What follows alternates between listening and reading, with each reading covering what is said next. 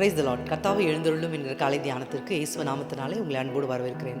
உங்கள் பாதைகளை செவ்வையாக்குவார். ஒருவேளை நீங்கள் போய் கொண்டிருக்கிற பாதை செவ்வை இல்லாமல் கரடு முரடாக இருக்கலாம். சில நேரத்தில் போய் பார்க்கும்பொழுது வெறும் கல்லுகள் மட்டும்தான் கொட்டப்பட்டிருக்கும். அங்கே ரோடு போடுவதாக இருக்கும். இந்த பெரிய பெரிய கற்கள் மட்டும் கொட்டப்பட்டிருக்கும். அதெல்லாம் பார்த்தோன்னா நம்மளால் அங்கே போகவே முடியாது, நடந்து போக முடியாது, வண்டிலையும் போக முடியாது. அப்படி ஒருவேளை உங்களுடைய வாழ்க்கையின் பாதைகள் இருக்கலாம். ஆனால் கர்த்தர் அதை செவ்வையாக்குவார். எப்பொழுது என்றால் நீதிமொழிகள் 3:6 சொல்லுகிறது, உன் வழிகெல்லாம் அவரை நினைத்துக்கொள், அப்பொழுது அவர் உங்கள் பாதைகளை செவ்வையாக்குவார். ஏனென்றால் வழி எப்படி இருந்தாலும் நம் நொந்து கொண்டோ இல்லை என்றால் என்னால் முடியவில்லை என்று அழுது கொண்டோ இல்லாமல் அவரை நினைத்து கொண்டு நடக்கும் பொழுது பாதையை அவரே செவ்வையாக்குவார். அப்போ நம்மளுக்கு அந்த எப்பொழுதுமே பாதை வந்து ரொம்ப நல்லா இருக்குது அப்படின்னா நம்ம ட்ராவல் பண்ணுற டைம் ரொம்ப ரெடியூஸ் ஆகும், ரொம்ப நேரம் எடுக்காது.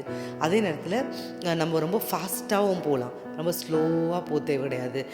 அது பல காரியங்கள் இருக்கும். நம்ம ஜேர்னி வந்து ரொம்ப சேஃபாக இருக்கும், ரொம்ப பீஸ்ஃபுல்லாக, நம்ம பாதுகாப்பாகவும் சமாதானத்தோடு கூட நம்ம போக வேண்டியதாக இருக்கும்.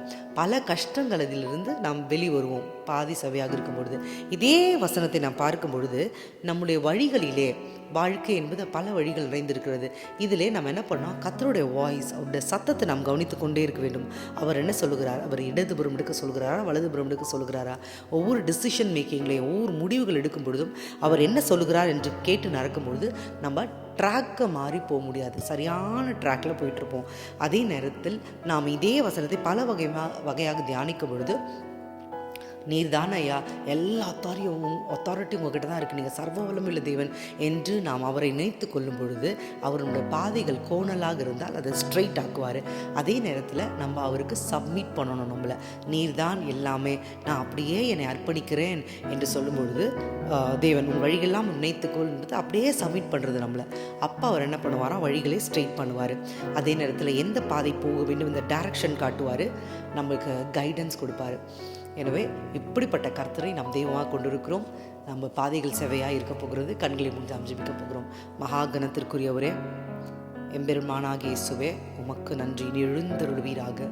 இந்த காலை தியானத்திலே கலந்து கொண்டிருக்கிற ஒவ்வொருத்தரும் இருக்கிற இடங்களிலும் நீ எழுந்தருள்வீராக. அப்பா உமக்கு ஸ்தோத்திரம். உம்முடைய சத்துருக்கள் சிதறடிக்கப்படுவார்களாக, உம்மை பகைக்கிறவர்கள் ஓடி போவார்களாக. தேவனாகிய கர்த்தர் இவர்களுக்கு முன்பாக கடந்து செல்லுவீராக. கோணலான வழிகளை செவைப்படுத்துங்க, கைடன்ஸ் கொடுங்க. ஆண்டவரே உமக்கு ஸ்தோத்திரமையா நேராக மாற்றுவீராக வழிகளை. தகப்பனே ஸ்தோத்திரம். ஆன் த ட்ராக்ல எப்பொழுதுமே இருக்க கிருபை பாராட்டுவீராக. என் தேவனாகிய கர்த்தர் இந்த காரியங்கள்லாம் செய்ய போகிறீர்.